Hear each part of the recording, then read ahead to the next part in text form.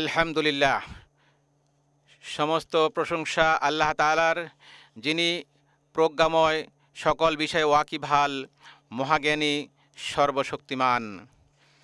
তিনি দিনকে রাত দ্বারা আচ্ছাদিত করেন, তারা একে অন্যকে দ্রুতগতিতে অনুসরণ করে। আর সৃষ্টি করেছেন সূর্য, চাঁদ ও নক্ষত্ররাজি, এরা সবই তাঁরই অজ্ঞাবহ। জেনে রেখো, সৃষ্টির একমাত্র কর্তা তিনি, তার হুকুমের একমাত্র মালিকও তিনি। যালিকুমুল্লাহু রাব্বুকুম লা ইলাহা ইল্লা হুয়া খালিকু কুল্লি শাই। তিনি আল্লাহ, তোমাদের রব, তিনি ছাড়া কোনো সত্য ইলাহ নেই, তিনি সব কিছুর স্রষ্টা, অতএব তোমরা তারই ইবাদত করো। তিনি হলেন সমস্ত বিষয়ের তত্ত্বাবধায়ক। সৃষ্টির জন্য রহমত স্বরূপ এবং তাদের অবস্থার সংশোধনের লক্ষ্যে তিনি আল কোরআন নাজিল করেছেন।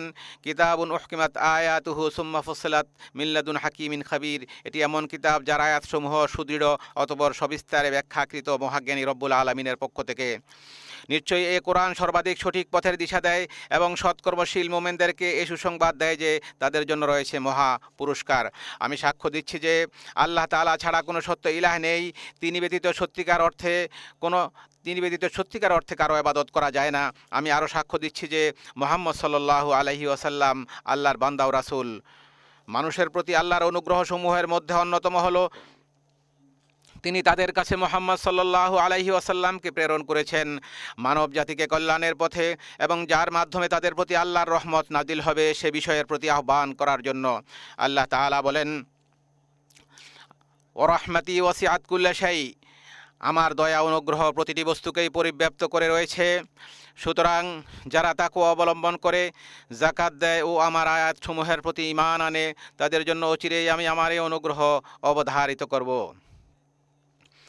যারা অনুসরণ করে রাসূলের, যিনি উম্মি নবী, যার উল্লেখ তারা তাদের কাছে তাওরাত ও ইনজিলে লিপিবদ্ধ পায়, যিনি তাদেরকে সৎ কাজের আদেশ দেন, অসৎ কাজ থেকে নিষেধ করেন, তাদের জন্য পবিত্র বস্তু হালাল করেন এবং অপবিত্র বস্তু হারাম করেন, আর তাদেরকে তাদের গুরুভাব ও শৃঙ্খল হতে মুক্ত করেন যা তাদের উপর ছিল। কাজেই যারা তাঁর প্রতি ঈমান আনে, তাঁকে সম্মান করে, তাঁকে সাহায্য করে এবং যে নূর তার কাছে নাজিল হয়েছে সেটার অনুসরণ করে, তারাই সফল কাম। বলুন হে মানুষ, নিশ্চয়ই আমি তোমাদের সবার প্রতি প্রেরিত আল্লাহর রাসূল, যিনি আসমানসমূহ ও জমিনের সার্বভৌমত্বের অধিকারী। তিনি ছাড়া কোনো সত্য ইলাহ নেই, তিনি জীবিত করেন ও মৃত্যু দান করেন। কাজেই তোমরা ঈমান আনো আল্লাহর প্রতি ও তার রাসূল উম্মি নবীর প্রতি, যিনি আল্লাহ ও তার বাণীসমূহে ঈমান রাখেন, আর তোমরা তার অনুসরণ করো যাতে তোমরা হিদায়াত প্রাপ্ত হও। আল্লাহ আযজা ওয়া জাল্লা তাঁর উপর, তাঁর পরিবার পরিজন, সাহাবায়ে কেরাম ও তার অনুসারীদের উপর সালাত ও সালাম নাজিল করুন। আম্মা বাদ, ইয়া আইয়ুহান নাস ইত্তাকু রাব্বাকুম। হে মানুষ, তোমরা তোমাদের রবের তাকওয়া অবলম্বন করো এবং ভয় করো সেই দিনকে যখন কোনো পিতা তার সন্তানের পক্ষ থেকে কিছু আদায় করবে না, অনুরূপ কোনো সন্তান সেও তার পিতার পক্ষ থেকে আদায়কারী হবে না। নিশ্চয়ই আল্লাহর প্রতিশ্রুতি সত্য। কাজেই দুনিয়ার জীবন যেন তোমাদেরকে কিছুতেই প্রতারিত না করে এবং মহাপ্রবঞ্চক শয়তান যেন তোমাদেরকে কিছুতেই আল্লাহ সম্পর্কে প্রবঞ্চিত না করে। কারণ যে ব্যক্তি তাকওয়ার অধিকারী হয় সে দুনিয়া ও আখিরাতের উত্তম পরিণাম এবং নিশ্চিত বিজয় লাভ করে। আল্লাহ সুবহানাহু ওয়া তাআলা বলেন, আর যারা তাকওয়া অবলম্বন করেছে আল্লাহ তাদেরকে উদ্ধার করবেন তাদের সাফল্য সহ, তাদেরকে অমঙ্গল স্পর্শ করবে না এবং তারা চিন্তিত হবে না। আল্লাহ বলেন, ওয়া মাইয়াত্তাকিল্লাহ ইয়াজআল লাহু মাখরাজা। আর যে কেউ আল্লাহর তাকওয়া অবলম্বন করে আল্লাহ তার জন্য উত্তরণের পথ বের করে দেন এবং তিনি তাকে তার ধারণাতীত উৎস হতে রিজিক দান করেন। আর যে ব্যক্তি আল্লাহর উপর তাওয়াক্কুল করে তার জন্য আল্লাহই যথেষ্ট। ওয়া মাইয়াত্তাকিল্লাহ ইয়াজআল লাহু মিন আমরিহি ইউসরা। আর যে আল্লাহকে ভয় করে আল্লাহ তার জন্য তার কাজকে সহজ করে দেন। আর যে আল্লাহকে ভয় করে তিনি তার পাপসমূহ মোচন করবেন এবং তাকে দেবেন মহাপুরস্কার। আল্লাহ ভীতির অপরিহার্য বিষয়গুলোর মধ্যে রয়েছে বান্দা একমাত্র আল্লাহর ইবাদত করবে, অন্য কারো ইবাদত করবে না। আল্লাহ তাআলা বলেছেন, ইনিল হুকমু ইল্লা লিল্লাহ। বিধান দেওয়ার অধিকার শুধু আল্লাহ তাআলারই। তিনি নির্দেশ দিয়েছেন, তিনি নির্দেশ দিয়েছেন, শুধু তাকে ছাড়া অন্য কারো ইবাদত করা যাবে না। এটাই শাশ্বত দিন, কিন্তু অধিকাংশ মানুষ তা জানে না। ইয়া আইয়ুহান নাসু উবুদু রাব্বাকুমুল্লাযী খালাকাকুম ইলা আখিরিল আয়া। হে মানুষ, তোমরা তোমাদের সেই রবের ইবাদত করো যিনি তোমাদেরকে এবং তোমাদের পূর্ববর্তীদেরকে সৃষ্টি করেছেন, যাতে তোমরা তাকওয়ার অধিকারী হতে পারো। আর এটাই হলো তাওহীদের সাক্ষ্য, লা ইলাহা ইল্লাল্লাহ, তথা আল্লাহ ছাড়া প্রকৃত কোনো ইলাহ নেই, এই কথার মর্মার্থ, যা দিন ইসলামের নিদর্শন ও সাফল্যের চাবিকাঠি। আল্লাহ তাআলা বলেন, ওয়া ইলাহুকুম ইলাহুন ওয়াহিদ লা ইলাহা ইল্লা হুয়ার রহমানুর রহিম। আর তোমাদের ইলাহ এক আল্লাহ, তিনি ছাড়া অন্য কোনো সত্য ইলাহ নেই। ওয়াল্লাযী ইউসাউবিরুকুম ফিল আরহামি কাইফা ইয়াশা। তিনি মাতৃগর্ভে যেভাবে ইচ্ছা তোমাদের আকৃতি গঠন করেছেন, তিনি ছাড়া অন্য কোনো সত্য ইলাহ নেই। তাওহীদের সাক্ষ্যের সাথে রিসালাতের সাক্ষ্য অন্তর্ভুক্ত হয়, কারণ মুহাম্মদ সাল্লাল্লাহু আলাইহি ওয়াসাল্লাম নিশ্চিতভাবেই আল্লাহ রাসূল। আল্লাহ তাআলা বলেছেন, মা কানা মুহাম্মাদুন আবা আহাদিম মির রিজালিকুম ওয়ালাকির রাসূলুল্লাহি ওয়া খাতামান নাবিয়্যিন। মুহাম্মদ তোমাদের মধ্যে কোনো পুরুষের পিতা নন, বরং তিনি আল্লাহর রাসূল এবং শেষ নবী। আল্লাহ সবকিছু সম্পর্কে জানেন। আর এ দুটো শাহাদাত বা সাক্ষ্য ইসলামের রুকনসমূহের মধ্যে সর্বপ্রথম রুকন বা স্তম্ভ। ইসলামের রুকনসমূহের মধ্যে আরও রয়েছে 5 ওয়াক্ত সালাত কায়েম করা, যেমন আল্লাহ তাআলা বলেছেন, ওয়াকিমিস সালাহ ইন্নাস সালাতা তানহা আনিল ফাহশাই ওয়াল মুনকার। এবং সালাত কায়েম করুন, নিশ্চয়ই সালাত বিরত রাখে অশ্লীল ও মন্দ কাজ থেকে, আর আল্লাহর স্মরণই সর্বশ্রেষ্ঠ। তোমরা যা করো আল্লাহ তা জানেন। ইসলামের আরেকটি রকম হলো যাকাত আদায় করা, যেমনটি আল্লাহ বলেছেন, খুয মিন আমওয়ালিহিম সাদাকা। আপনি তাদের সম্পদ থেকে সাদাকা গ্রহণ করুন, এর দ্বারা আপনি তাদেরকে পবিত্র ও পরিশোধিত করবেন এবং তাদের জন্য দোয়া করুন। আল্লাহ তাআলা রমাদানের রোজাকে ফরজ করেছেন, এটি ইসলামের একটি রোকন। আল্লাহ তাআলা বলেছেন, শাহরু রমাদান আল্লাযী উনজিলা ফীহিল কুরআন হুদাল লিন্নাস। রমাদানই হলো সেই মাস যাতে কোরআন নাজিল করা হয়েছে, যা মানুষের জন্য হেদায়েত এবং সুপথের উজ্জ্বল নিদর্শন এবং হক ও বাতিলের মধ্যে পার্থক্য নির্ণয়কারী। কাজেই তোমাদের মধ্যে যে ব্যক্তি এই মাস পাবে, সে যেন এ সময় সিয়াম পালন করে। আর যার সক্ষমতা রয়েছে তার জন্য হজ পালন করা, হজ আদায় করা ইসলামের আরেকটি রোকন। আল্লাহ তাআলা বলেছেন, ওয়াযিন ফিন-নাসি বিল হাজ্জি ইয়াতুকা রিজালান ওয়া আলা কুল্লি দামিরিন ইয়াতিনা মিন কুল্লি ফাজ্জিন আমিক। আর মানুষের কাছে হজের ঘোষণা করে দিন, তারা আপনার কাছে আসবে পায়ে হেঁটে এবং সব ধরনের ক্ষীণকায় ক্ষিপ্রগতির উটের পিঠে চড়ে। তারা আসবে দূর দূরান্তের পথ অতিক্রম করে। নবী সাল্লাল্লাহু আলাইহি ওয়াসাল্লাম বলেছেন, আল ইসলামু আন তাশহাদা আল্লা ইলাহা ইল্লাল্লাহ ওয়া আন্না মুহাম্মাদুর রাসূলুল্লাহ। ইসলাম হচ্ছে তুমি সাক্ষ্য দিবে যে আল্লাহ ছাড়া প্রকৃতপক্ষে কোনো ইলাহ নেই এবং মুহাম্মদ সাল্লাল্লাহু আলাইহি ওয়াসাল্লাম আল্লাহর রাসূল। তুমি সালাত কায়েম করবে, যাকাত দিবে, যাকাত আদায় করবে, রমাদানের সওম পালন করবে এবং পথ অতিক্রম করার সামর্থ্য থাকলে বাইতুল্লাহর হজ করবে। আর ঈমান এই যে তুমি আল্লাহ, তার ফেরেশতাকুল, তার কিতাবসমূহ, তার প্রেরিত নবীগণ এবং শেষ দিনের উপর ঈমান আনবে এবং তাকদীর ও এর ভালো মন্দের প্রতি ঈমান রাখবে। আর ইহসান এই যে তুমি এমনভাবে আল্লাহর ইবাদত করবে যেন আল্লাহকে দেখছো, যদি তাকে দেখতে না পাও তাহলে তিনি তোমাকে দেখছেন, এই অনুভূতি পোষণ করবে। হে মুমিনগণ, এ হলো আল্লাহর দ্বীন ও শরিয়া, যা তিনি সৃষ্টিকুলের জন্য নির্বাচন করেছেন, যার মাধ্যমে তিনি তাদেরকে রহমতের চাদরে ঢেকে দিয়েছেন। ফলে এটি তাদের জন্য নানাবিধ কল্যাণ, উপকার ও শান্তি নিয়ে এসেছে এবং বিভিন্ন অকল্যাণ ও অনিষ্টকর বিষয় দূর করেছে। আরাফা দিবসে এই জন্যই রাসূল সাল্লাল্লাহু আলাইহি ওয়াসাল্লামের উপর আল্লাহর এই বাণী নাজিল হয়েছে, আল ইয়াউমা আকমালতু লাকুম দীনাকুম ওয়া আতমামতু আলাইকুম নি'মাতি ওয়া রাদিতু লাকুমুল ইসলামা দীনা। আর আমি আজকে তোমাদের জন্য তোমাদের দিনকে পরিপূর্ণ করে দিলাম, তোমাদের উপর আমার নেয়ামত সম্পাদন করলাম এবং ধর্ম হিসাবে তোমার জন্য ইসলামকেই মনোনীত করলাম। আর নবী সাল্লাল্লাহু আলাইহি ওয়াসাল্লাম সম্পর্কে আল্লাহ বলেন, ওমা আরসালনাকা ইল্লা রাহমাতাল লিল আলামিন। আমি আপনাকে জগৎসমূহের জন্য রহমত স্বরূপ প্রেরণ করেছি।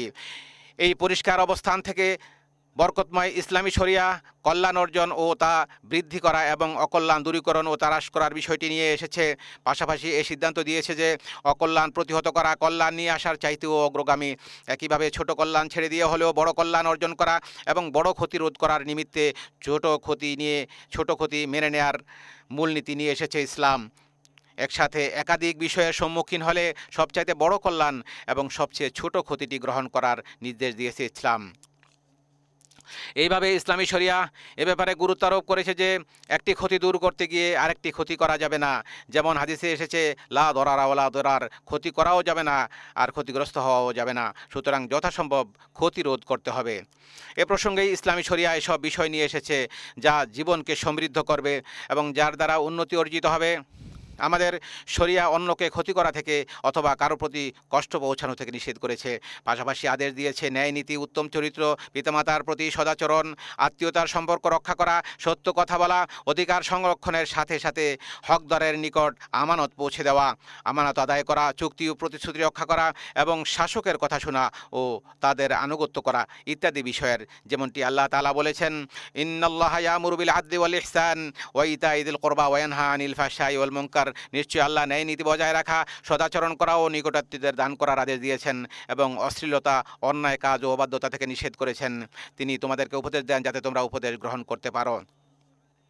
আল্লাহ তোমাদেরকে আদেশ করেছেন অধিকারের নিকট আমানত পৌঁছে দিতে, আর যখন তোমরা মানুষের মাঝে বিচার করবে তখন ন্যায় ইনসাফের সাথে বিচার করবে। আল্লাহ তোমাদেরকে কত চমৎকার উপদেশ দেন। নিশ্চয়ই আল্লাহ সর্বশ্রোতা ও সর্বদ্রষ্টা। হে ঈমানদারগণ, তোমরা আল্লাহ তার রাসূল এবং তোমাদের দায়িত্বশীলদের অনুসরণ করো। অথবা যদি তোমরা কোনো বিষয়ে বিবাদে লিপ্ত হয়ে পড়ো, সেক্ষেত্রে আল্লাহ ও পরকালে বিশ্বাসী হয়ে থাকলে বিষয়টি আল্লাহ এবং রাসূলের উপর ন্যস্ত করো। এটি কল্যাণকর ও পরিণামের দিক থেকে উত্তম। তোমরা যখন কোনো বিষয়ে ঝগড়া বিবাদে লিপ্ত হবে, সেগুলো তোমরা আল্লাহ এবং রাসূলের প্রতি সফর্দ করো যদি তোমরা মুমিন হয়ে থাকো, আর এটাই তোমাদের জন্য সবচেয়ে কল্যাণকর। মহাপ্রজ্ঞাবান বিধানদাতা আল্লাহ রাব্বুল আলামিন 5টি মৌলিক বিষয় সংরক্ষণের প্রয়োজনীয়তার ব্যাপারে গুরুত্ব আরোপ করেছেন। এক্ষেত্রে আলাদা গুরুত্ব দেওয়ার ব্যাপারে সকল শরীয়ত এবং সকলেই একমত। এই 5টি বিষয় হলো দিন বা ধর্ম, জীবন, বিবেক, বুদ্ধি, সম্পদ ও সম্মানের অধিকার সংরক্ষণ করা।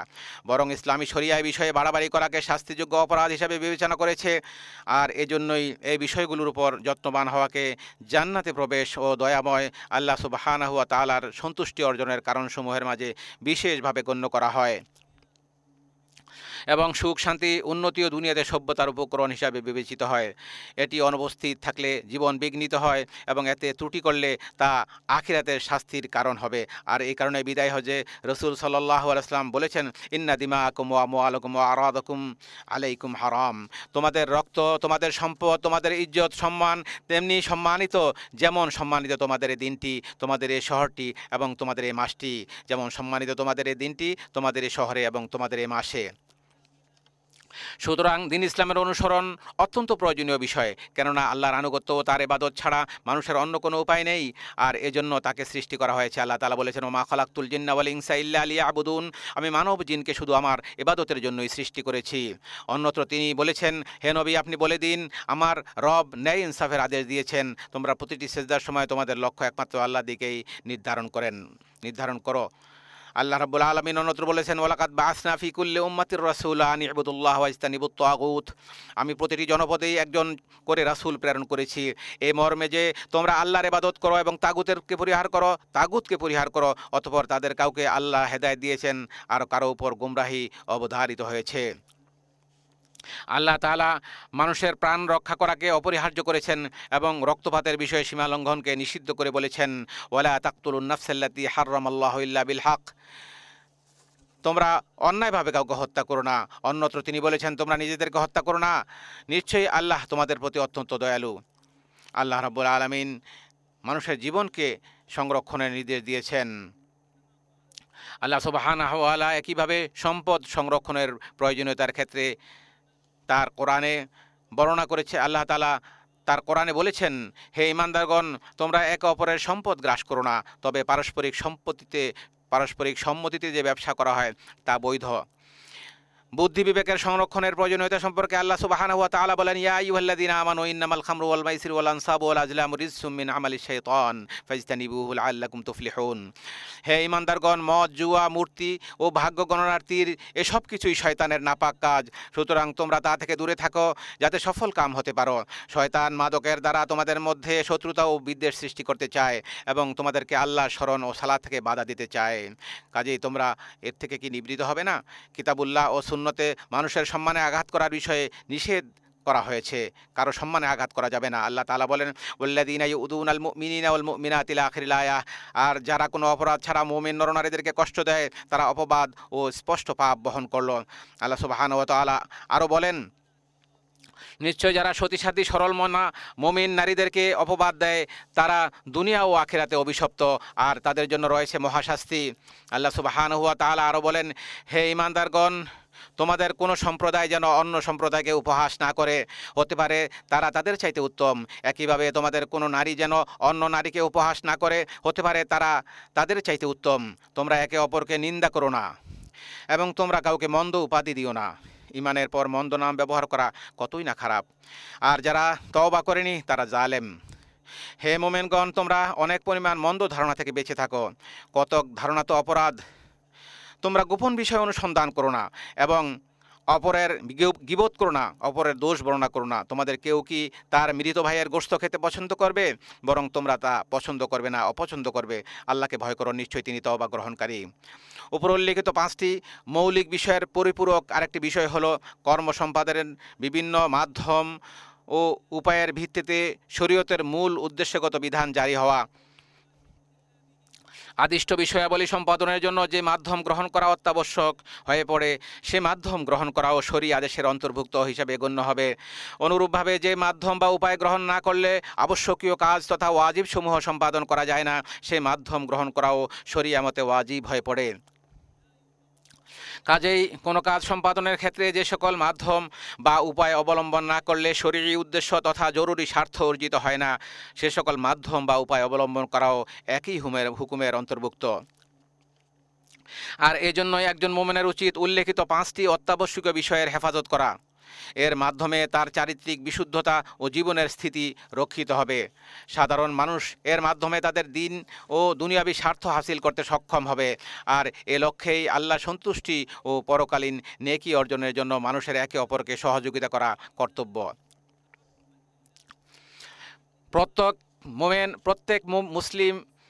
প্রত্যেক মুসলিমের দায়িত্ব হলো 5টি মৌলিক বিষয়ের সংরক্ষণের লক্ষ্যে শরীয়তের লক্ষ্য উদ্দেশ্য অর্জনের পথে নেতিবাচক প্রভাব সৃষ্টিকারীদের ব্যাপারে সতর্ক থাকা। আমাদের সবাইকে নিজ নিজ সক্ষমতা, পেশা, অর্পিত দায়িত্বের আলোকে এর জন্য কাজ করে যেতে হবে। আমাদের বংশধরকে, বিশেষ করে উঠতি প্রজন্মকে এমন শিক্ষা দিতে হবে যাতে তারা জীবনের মৌলিক এই বিষয়গুলোর প্রতি যত্নবান হতে পারে। যেহেতু সকল স্থানে ও সকল সময়ে 5টি অত্যাবশ্যকীয় বিষয়ের সংরক্ষণ করা ওয়াজিব, সেজন্য মনে রাখতে হবে সম্মানিত স্থানে এর গুরুত্ব আরও বেড়ে যায়। এই মক্কা আল মুকাররমায় এই সমস্ত জিনিসগুলোকে সংরক্ষণ করা আরও বেশি গুরুত্বপূর্ণ। আল্লাহ সুবহানাহু ওয়া তাআলা এগুলোকে সংরক্ষণ করার জন্য নির্দেশ করেছেন। বিশেষ করে মক্কা আল মুকাররমায়ের গুরুত্ব আরও বেশি। আল্লাহ তাআলা বলেছেন, ওমা ইউরিদ ফিহি বিইলহাদিন বিযুলমিন নুযিকহু মিন আযাবিন আলীম। আর যে ব্যক্তি এখানে অন্যায়ভাবে দিন বিরোধী পাপ কাজের ইচ্ছা করে, আমি তাকে আস্বাদন করব যন্ত্রণাদায়ক শাস্তি। হজ্জে দিনের নিদর্শন ও আল্লাহর প্রতি একনিষ্ঠতার প্রকাশ ঘটবে, এটিই স্বাভাবিক। হজ রাজনৈতিক, দলীয় স্লোগান, প্রতীক ও চিহ্ন ব্যবহারের জায়গা নয়। এখানে নির্ধারিত কর্তৃপক্ষের নিয়ম শৃঙ্খলা নির্দেশনা মেনে চলা আবশ্যক, যাতে করে নিরাপদে ও প্রশান্তির সাথে পবিত্র হজ্জের কার্যাবলী সম্পাদন করা যায়, যাতে করে হাজী সাহেবগণ অত্যন্ত নিরাপত্তার সাথে সুন্দরভাবে তাদের কাজগুলো করতে পারেন। আল্লাহর ঘরের সম্মানিত হাজী সাহেবগণ, নিশ্চয়ই আপনারা আরাফায় এমন এক সম্মানজনক অবস্থানে রয়েছেন যার জন্য ফেরেশতারা আপনাদেরকে নিয়ে আল্লাহর কাছে গর্ব করেন। একটি মহিমান্বিত স্থান ও বরকতময় সময়ে আপনারা একত্রিত হয়েছেন। এখানে ভালো কাজের প্রতিদান বহুগুণ বাড়িয়ে দেওয়া হয়, পাপ কাজগুলো ক্ষমা করে দেওয়া হয়, বান্দার মর্যাদা বৃদ্ধি করা হয়। কাজেই রাসূল সাল্লাল্লাহু আলাইহি ওয়াসাল্লামের সুন্নাহ অনুসরণ করে আল্লাহর কাছে নিজেদেরকে সুফর্দ করুন। সে নবীর অনুসরণ করুন যিনি এই সম্মানজনক স্থানে সাহাবীদেরকে উদ্দেশ্য করে ভাষণ দিয়েছিলেন। বেলাল রাদিয়াল্লাহু তাআলা আনহুকে আদেশ দিলে তিনি আজান ও একামত দেন। অতঃপর রাসূল সাল্লাল্লাহু আলাইহি ওয়াসাল্লাম 2 রাকাত যোহরের সালাত আদায় করেন। এরপরে একামত দেয়া হলে রাসূল সাল্লাল্লাহু আলাইহি ওয়াসাল্লাম আসরের 2 রাকাত সালাত আদায় করেন। মূলত তা 2 সালাতকে একত্রিত করা এবং অগ্রবর্তী করে আদায় করার একটি বিধান। অতঃপর তিনি উষ্ট্রির পিঠে বসেন, সে অবস্থায় আল্লাহকে স্মরণ করতে থাকেন যতক্ষণ না সূর্যের লাল আভা বিলীন হয়ে যায়। অতঃপর তিনি মুজদালিফায় গমন করেন। পথিমধ্যে সাহাবীদেরকে বিনয়, নম্রতা ও সহনশীলতার উপদেশ দেন। মুজদালিফায় পৌঁছে 3 রাকাত মাগরিব ও 2 রাকাত এশার নামাজ তিনি আদায় করেন। ফজরের সালাত আদায় না করা পর্যন্ত সেখানে রাত যাপন করেন। ভোরের আলো পরিস্ফুট না হওয়া পর্যন্ত সেখানে দোয়া করতে থাকেন। অতঃপর মিনার দিকে অগ্রসর হন। মিনায় পৌঁছে জামরায়ে আকাবাতে 7টি ছোট পাথর নিক্ষেপ করেন। অতঃপর কোরবানির পশু জবাই করেন ও মাথা মুন্ডন করেন। এরপর বাইতুল্লাহ হজের ফরজ তওয়াফ তথা তওয়াফুল ইফাদা সম্পন্ন করেন। তওয়াফ শেষ করে রাসূল সাল্লাল্লাহু আলাইহি ওয়াসাল্লাম মিনায় ফিরে আসেন।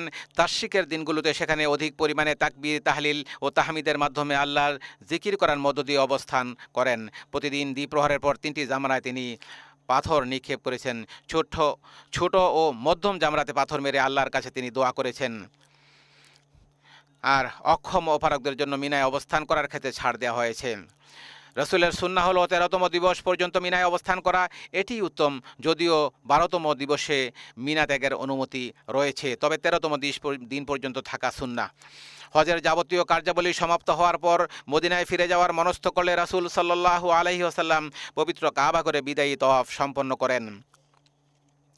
আল্লাহর ঘরের মেহমান সম্মানিত হাজী সাহেবগণ, রাসূল সাল্লাল্লাহু আলাইহি ওয়াসাল্লাম সিয়াম পালন না করেই আরাফাতের ময়দানে অবস্থান করেছেন, যাতে আল্লাহকে বেশি বেশি করে স্মরণ করার ক্ষেত্রে তা সহায়ক হয়। তিনি আরাফাতের সময়টুকু আল্লাহর অধিক পরিমাণে স্মরণ, আল্লাহর জিকির ও তার কাছে বেশি বেশি চাওয়ার মাধ্যমে, দোয়ার মাধ্যমে অতিবাহিত করেছেন। সুতরাং আপনারা রাসূল সাল্লাল্লাহু আলাইহি ওয়াসাল্লামকে অনুসরণ করুন। আল্লাহ সুবহানাহু ওয়া তাআলা ইরশাদ করেছেন যেন আল্লাহর রাসূল সাল্লাল্লাহু আলাইহি ওয়াসাল্লামের অনুসরণ করা হয় এবং বেশি বেশি দোয়া করা হয়। তোমরা মিনতি ভরে ও সঙ্গোপনে তোমাদের রবকে ডাকো এবং ভয় ও প্রত্যাশা নিয়ে তাকে ডাকো, আল্লাহকে ডাকো। আপনারা নিজেদের জন্য, নিজেদের পিতামাতা এবং যাদের সাথে আপনাদের সম্পর্ক রয়েছে তাদের সবার জন্য আল্লাহর কাছে দোয়া করুন, কারণ কারো অনুপস্থিতিতে তার জন্য কেউ দোয়া করলে দায়িত্বপ্রাপ্ত ফেরেশতারা বলেন আমিন, তোমার জন্য একই পুরস্কার। আমাদের ফিলিস্তিনি ভাইদের জন্য দোয়া করুন, দুঃখ দুর্দশায় তারা নিপতিত, শত্রুদের আঘাতে তাদের রক্ত ঝরছে, তাদের ঘরবাড়ি ও ভূখণ্ড শত্রুদের ধ্বংসযজ্ঞের শিকার হচ্ছে, নিত্য প্রয়োজনীয় ঔষধপথ্য, খাবার, পানীয়, বস্ত্র থেকে তাদেরকে বঞ্চিত করা হচ্ছে। নিঃসন্দেহে যারা পরের উপকার করে এবং অন্যের প্রতি অনুগ্রহ প্রদর্শনে এগিয়ে আসে, আমাদের দোয়া পাওয়ার ব্যাপারে তারাই বেশি হকদার। যারা হারামাইন শরীফাইনের খেদমতে নিয়োজিত আছেন এবং আল্লাহর ঘরের মেহমানদের কষ্ট লাগবে, রাত দিন নির্ঘুম ও অক্লান্ত পরিশ্রম করে যাচ্ছেন, তাদের কথা বলতেই হবে। আর এই শ্রেণীর ব্যক্তিদের মধ্যে সর্বপ্রথমে আসে খাদিমুল হারামাইন শরীফাইন বাদশাহ সালমান বিন আব্দুল আজিজ এবং তার বিশ্বস্ত ক্রাউন প্রিন্সের কথা। হে আল্লাহ, হে চিরঞ্জীব, হে মহান সত্তা, হে অতি সম্মানের অধিকারী রব, আপনার কাছে প্রার্থনা করছি আপনার দয়া ও অনুগ্রহে খাদিমুল হারামাইন শরীফাইন বাদশাহ সালমান বিন আব্দুল আজিজ ও তার বিশ্বস্ত ক্রাউন প্রিন্স মোহাম্মদ বিন সালমানকে যাবতীয় কল্যাণমূলক কাজের তৌফিক দান করুন। তাদের জন্য আপনি সাহায্যকারী হয়ে যান, তাদের প্রতিদান বৃদ্ধি করে দিন এবং তাদের প্রতি সন্তুষ্ট হয়ে যান। তাদের খেদমতগুলোকে কবুল করে নিয়ে তাদেরকে জাযায়ে খায়ের দান করুন। তারা ইসলাম এবং মুসলমানদের খেদমত করছে, আল্লাহ তাদের সওয়াবকে আপনি বাড়িয়ে দিন, তাদেরকে ক্ষমা করে দিন। হে আল্লাহ, হাজী সাহেবদের হজকে কবুল করুন, তাদের কাজগুলোকে সহজ করে দিন, সহি সালামতে প্রভূত কল্যাণ অর্জনের মধ্য দিয়ে গুণামুক্ত হয়ে কবুলকৃত তওবার সৌভাগ্য লাভ করে এবং যাবতীয় প্রয়োজন মিটিয়ে যেন তারা নিজ নিজ দেশে ফিরে যেতে পারে সেই তৌফিক দান করুন। হে আল্লাহ, সকল মুসলিম ও মুমিন নরনারীকে ক্ষমা করুন, সকল অনিষ্ট থেকে তাদেরকে রক্ষা করুন, তাদের দিন ও নিরাপত্তাকে, তাদের রক্ত ও সম্পদকে, তাদের বিবেক বুদ্ধি ও মান সম্মানকে হেফাজত করুন, তাদের জন্য কল্যাণের ফায়সালা করুন, যাবতীয় অনিষ্টতা ও মন্দ বিষয় থেকে তাদেরকে দূরে রাখুন, তাদের অন্তরকে পরিশুদ্ধ করুন, তাদের ভূখণ্ডকে নিরাপদে রাখুন, অভাব থেকে তাদেরকে মুক্ত করুন, তাদের সকল বিষয়ের দায়িত্ব গ্রহণ করুন। সুবহান রাব্বিকা। হে আল্লাহ, আপনি মুসলমানদের অন্তরসমূহকে সংশোধন করুন। আল্লাহ, মুসলমানদেরকে, মুমিনদেরকে তাদের দেশে আপনি নিরাপদে রাখুন, তাদের রিজিকে বরকত দান করুন এবং তাদের সমস্ত বিষয়গুলোর আপনি দায়িত্ব গ্রহণ করুন। সুবহান রাব্বিকা রব্বিল ইজ্জাতি আম্মা ইয়াসিফুন ওয়া সালামুন আলাল মুরসালিন ওয়ালহামদুলিল্লাহি রব্বিল আলামিন।